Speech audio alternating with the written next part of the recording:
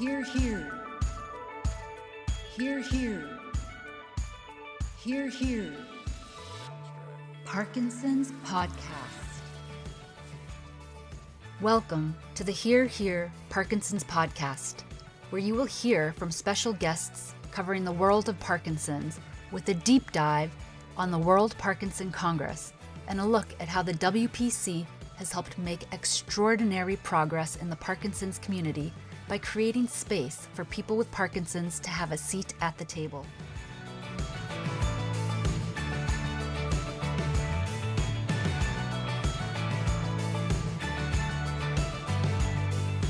Hear, hear, hear, hear.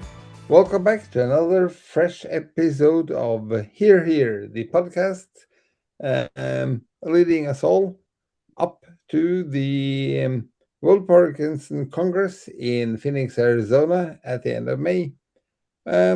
Each episode of this podcast features a very, very, very special guest. And today we have Naomi Casiro from British Columbia, Canada, as our very special guest. Welcome on board. Hi, Naomi. thanks for having me. I'm very excited to be here. Great, great. Could you please do a 2-minute introduction of yourself? Sure, happily. Hi, everybody. My name is Naomi Casiro, as Edgar already said. I'm a physiotherapist. I live in Canada, and I specialize in Parkinson's disease and falls training. So I run a clinic called NeuroFit BC and an online educational academy called NeuroFit Academy. And my passion is really around helping people with Parkinson's live well, and helping people with Parkinson's and those who have falls in general learn to fall safely and so they can do so injury-free. So I love to teach. I teach at the university here and also teach a course across Canada. So teaching healthcare professionals how to treat people with Parkinson's in hopefully a bit more of an effective way and teach them how to teach other people to fall properly. So those are really my passions. And then I've got 3 little ones at home that keep me busy too. Amazing. Very And this good. is how we met, Naomi, because you called me up and you said, "Hey, I have this idea for the World Parkinson Congress." And I guess you can probably imagine, and Edgar knows this, but Naomi, you can probably imagine is that I get a lot of phone calls from a lot of people with a lot of ideas of what we should be doing at the WPC. And a lot of times they're interesting ideas, but we can't fit them in, or they're not at the right, it just isn't going to work. But whenever an idea comes out that to me just feels like the right fit, the right time, the right space, I'll do whatever I can to sort of give it a whirl and make an effort to try it. And that was definitely something that I had after you and I spoke. Can you tell us a little bit about what it is you pitched to me and what it is that we're going to be offering at the WPC? And I know there's still some work on this, but what's the vision for this workshop that you're going to be hosting at the WPC? Absolutely. I am so excited about it. It's going to be so much fun. And I so appreciate you came with such a listening ear, and I think you mirrored my excitement. So I'm very grateful for that. We are going to be doing for the first time at WPC a forum for healthcare professionals, teaching them some of the basics of how to teach people how to fall properly. So in one sentence, that's what our plan is. We're going to actually bring in mats and have the care professionals learning, kind of getting on the ground and understanding what a proper fall looks like and how you can prevent fractures and protect people from injury. And it's such a huge and exciting topic that has been severely missed in not just the Parkinson's population, but people who fall in general as well. And so I'm so excited to bring it to WPC because I think it's something that's starting to peek out of the woodwork and is so relevant to all the therapists who are coming there to learn and discover new things that they can do with their patients and to help their patients live, to their best and live their lives to the fullest. But how about this may be a silly question, but how about teaching people how not to fall? That's a great question. We spend a lot of time teaching people how not to fall. So I would say the past about 10 years have been, really, really focused on falls prevention. And there's so many really wonderful falls prevention programs out there.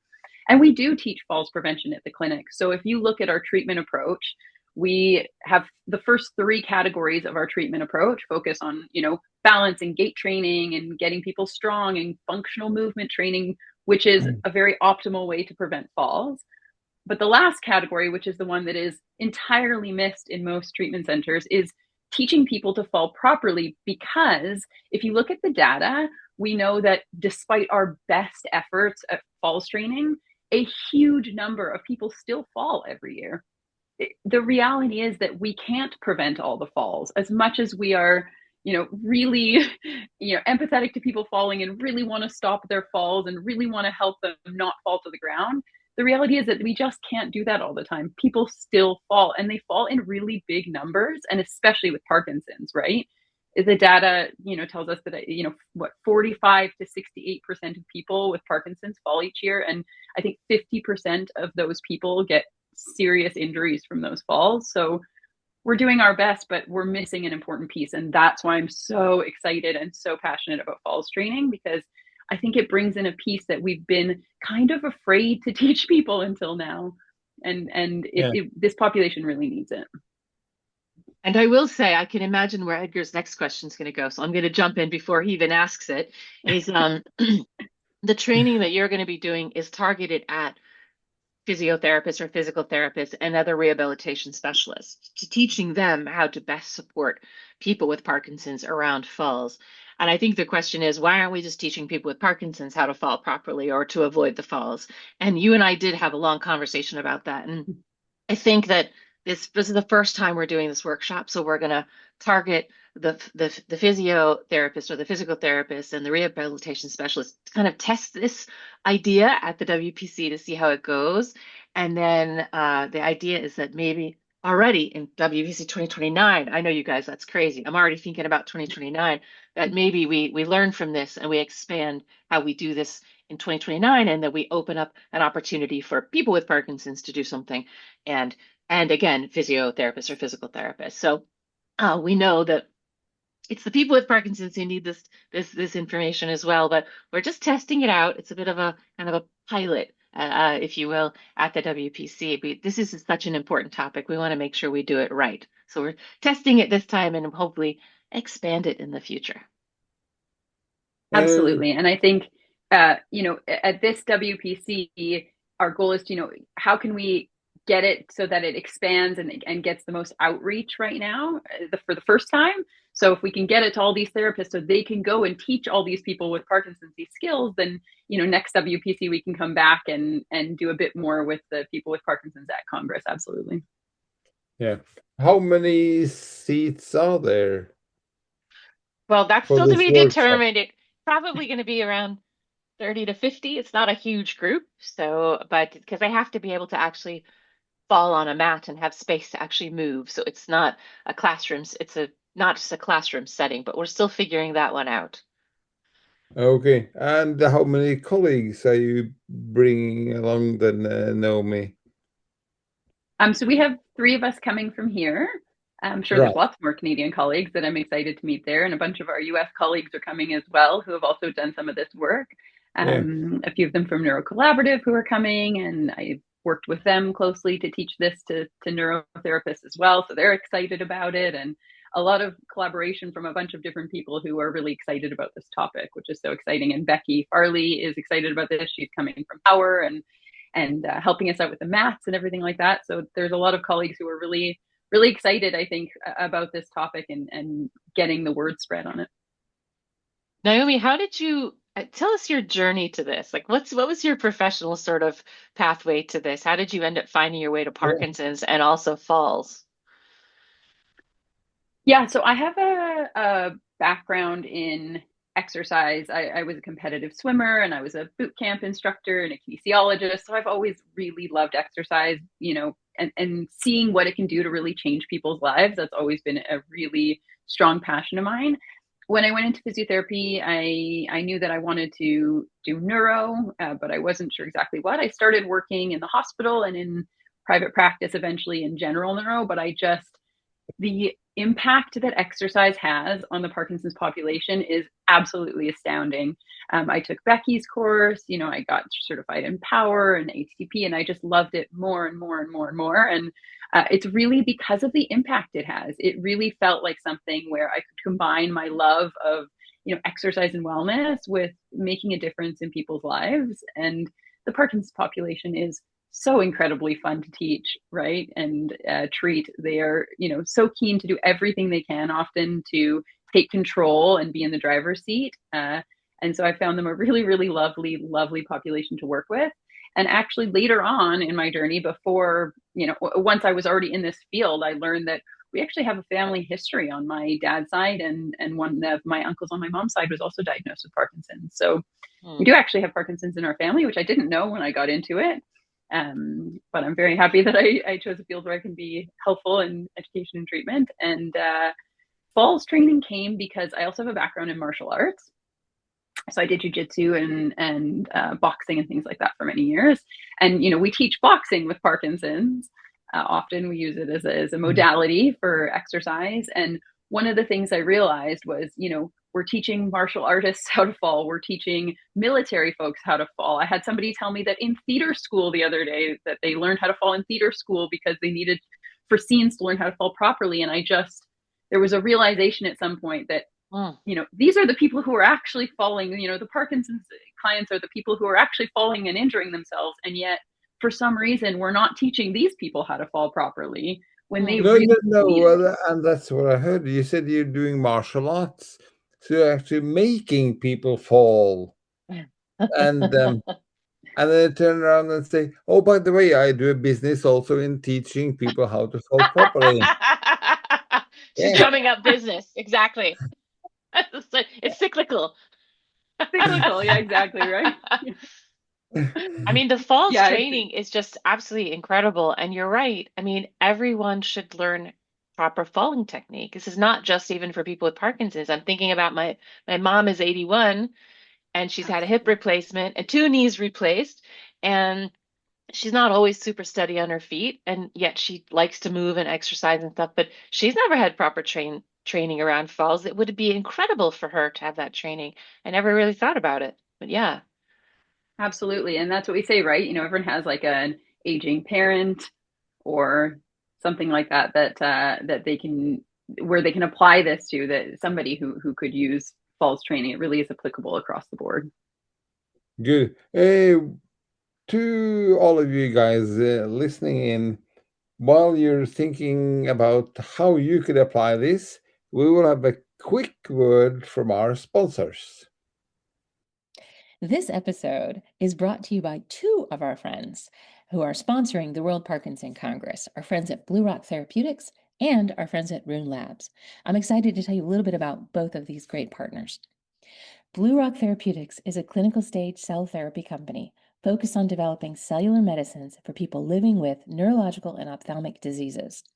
Blue Rock's investigational cell therapy for the treatment of Parkinson's is currently being tested in a phase 3 clinical trial called Expedite 2.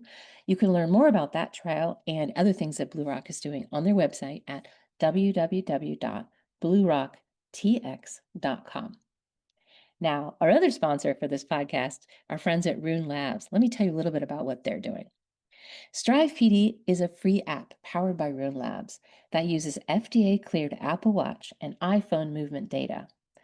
Strive PD helps people with Parkinson's understand their symptoms, optimize their therapy, and stay connected to their care team. For premium access, Strive PD Guardian provides proactive coaching and personalized AI reports that offer support between visits, helping individuals improve quality of life and receive the right treatment at the right time. Download Strive PD for free on the Apple App Store, or you can visit their website to learn more and also download it straight from their website at www.strivepd.com today. I'm excited to say you will be able to visit with both of these companies at the upcoming 7th World Parkinson Congress in the exhibit hall, as they will both be exhibiting. Now, back to our podcast. Okay, we're back to the episode in Here, the podcast that is leading us up to our Congress in Phoenix, Arizona at the end of May. And we've just been talking with Naomi Casiro, the special guest of this episode, about her falls training. Very many people, well, at least around me here, would say, oh, that's for elderly people, isn't it? They're the ones basically falling over, and because they are old, they're also frail and break a leg or whatever. Who is the main audience apart from the medical staff, as we agreed earlier, physiotherapists, etc.? Who else should attend, Naomi? So at WPC, we're focusing on, physiotherapists, occupational therapists, kinesiologists, rehab assistants, that group. But again, I would say, in my general day-to-day teaching, we teach this to everybody who wants to learn. It really is a skill that's appropriate for everybody. I think even honestly, even the therapists who learn it to teach it to their patients benefit from learning it individually, right? We all need this skill. So at WPC, we are really focusing on getting those healthcare professionals to at least get a taste of this so they can understand that, it's possible, that you can do it safely, that you can modify it for different levels of function, and that it's not really as scary as you think it is when you hear the words falls training. That's kind of the goal at WPC, is this introduction to show people what's possible. But as we discussed, we're really hoping to expand this as people start to really latch onto it and understand, how important it is. And we teach, in our clinic, we teach people with Parkinson's and people who are falling of every age, in the clinic all the time. And it's amazing to see them walk out with a different sense of confidence. And that's really what is so incredible about this type of training. You're not so afraid. I mean, you're still afraid of falling, but there's always the confidence that you know now how to manage it. Amazing. What's the biggest challenge or sort of barrier you have to sort of scaling this up? I think that you need the trainers to be confident and you need them to believe that it's possible and understand how to modify it. So that's why really focusing on the healthcare professionals is a way to get it out to the most people with Parkinson's possible, right? We need those confident healthcare professionals when somebody comes in and says that they're having falls, for them to be able to say, okay, let's do a really detailed falls portfolio. Let's understand the ins and outs of your falls, and let's make sure we work on preventative factors. And then we also teach you how to fall properly. That is the picture that we should be looking at when somebody comes in with falls.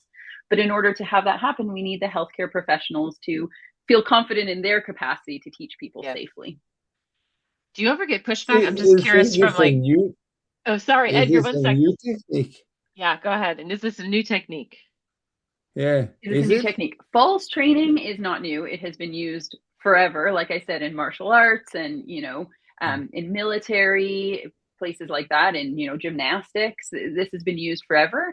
It's new in the sense that we are applying it to the populations that need it most now. There are some studies, there's preliminary studies showing that, you can teach older adults to tuck and roll and fall safely. There's studies showing that when you fall, the way you fall does change the impact force on major bones and can actually reduce risk of injury, right? What we're looking to do is reduce the force with which you fall in specific areas, because that's what actually causes the injury.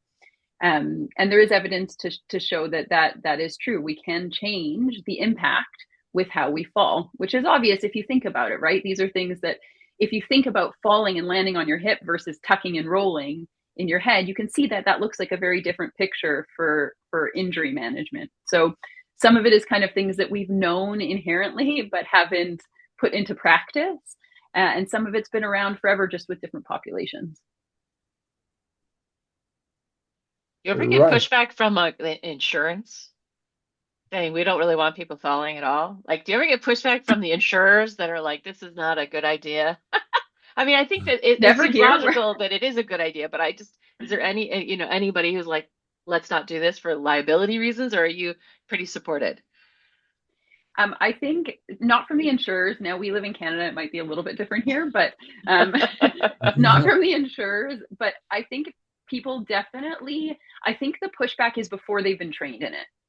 We don't, people don't injure themselves in our clinic from the falls training, right? They injure themselves from a fall if they haven't had the falls training. So I think the therapists, once they learn how to do it, and I think everybody, once they actually get into the training and see what it looks like, the hesitance is much less. But before they've done that, yes, we get lots of pushback of people saying, should you be doing this? Are you sure I can do this?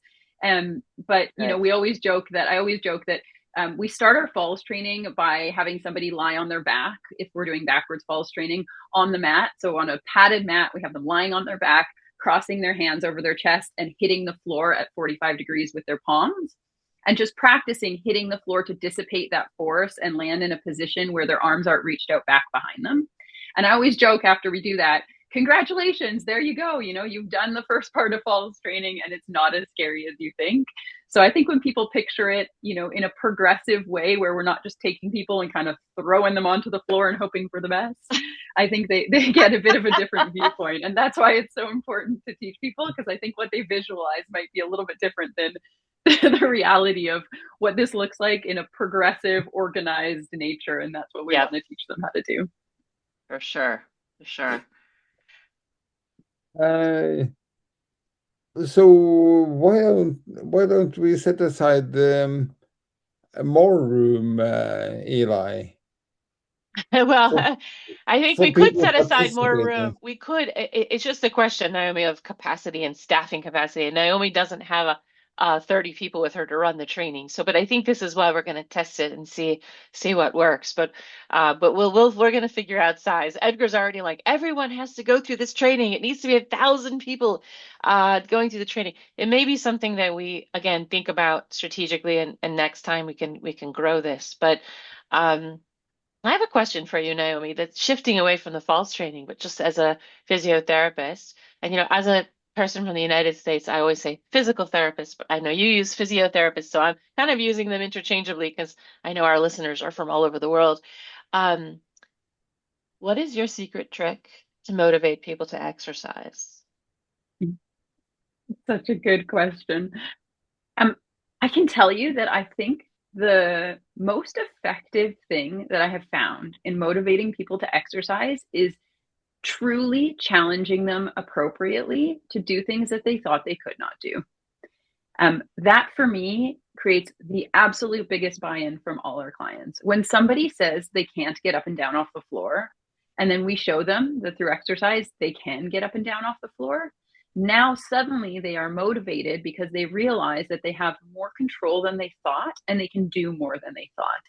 I think when people are under challenged in exercise, it becomes very difficult to adhere to. And I think that goes for people with Parkinson's, especially, we know because of, the apathy and lack of motivation that can come along with it. But I think that goes for everybody.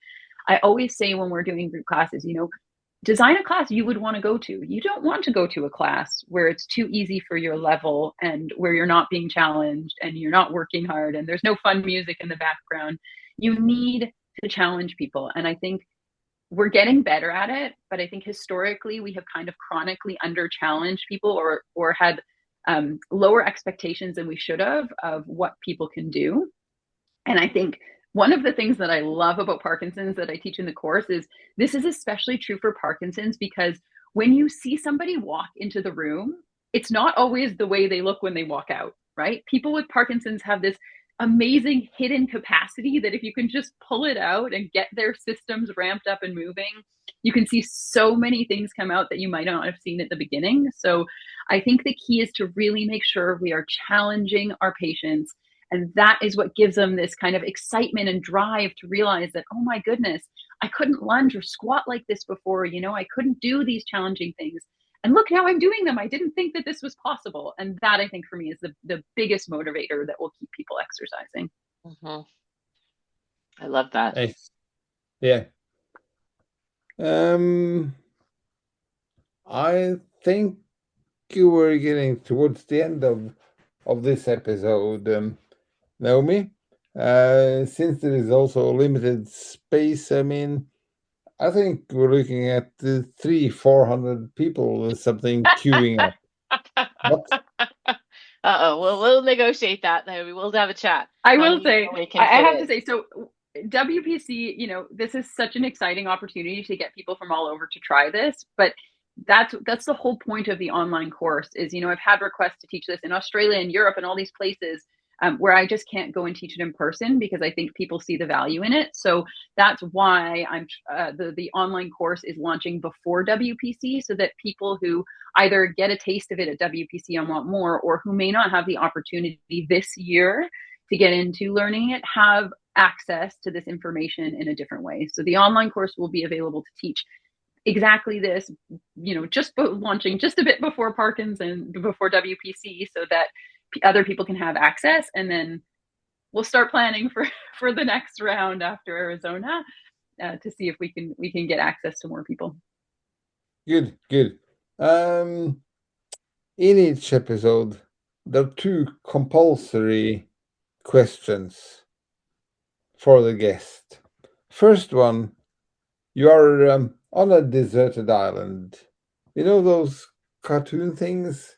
Only you and a palm tree? And, there's a record player over there.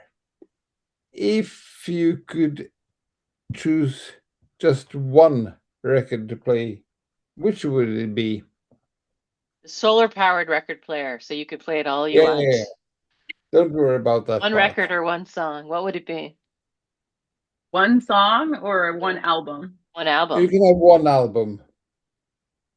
I'd have to probably go with, that's such a tricky question. I'd have to go probably with,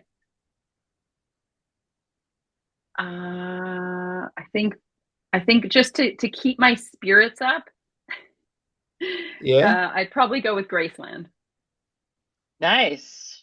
I think that would keep me happy on a deserted island by myself. Yes. Yeah. Yes. Fantastic.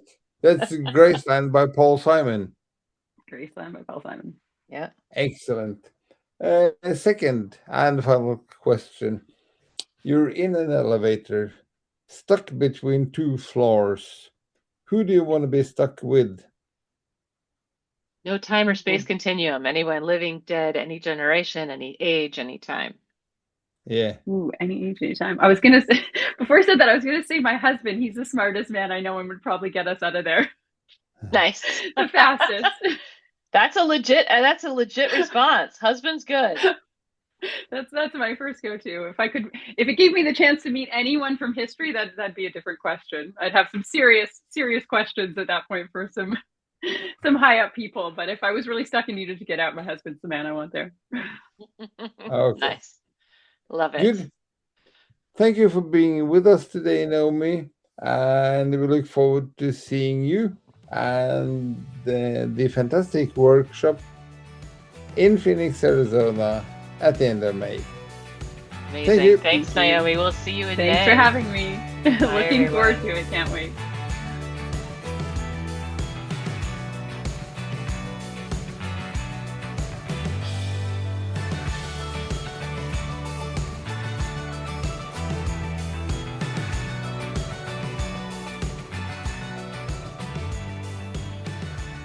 Thank you for listening to the Here Parkinson's podcast. We hope today's conversation inspired you. If you'd like to experience the energy, connection, and impact of the global Parkinson's community firsthand, join us at the 7th World Parkinson Congress, May 24th to the 27th, 2026 in Phoenix, Arizona. Learn more at wpc2026.org. This podcast series is made possible with support from Blue Rock Therapeutics and Rune Labs.